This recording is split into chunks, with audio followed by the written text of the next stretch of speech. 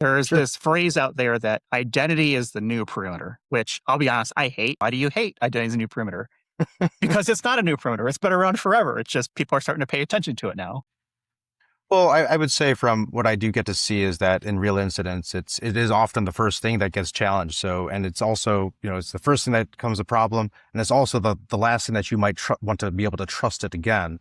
So I can kind of understand, how people can say, yeah, I mean, maybe that's kind of repeated too constantly, but really from an incident command perspective during these ransomware and these types of events, it's 100% accurate. When I think of the perimeter, it used to be just network in versus out. Now it's, who authenticated, what were they allowed to do, and can we really trust that level of access? So I don't feel at this point it's just a security layer anymore. It's more of that operational dependency. So when I see if at the identity side, if your systems are impacted, you don't just lose security. You're also going to be losing that ability to function.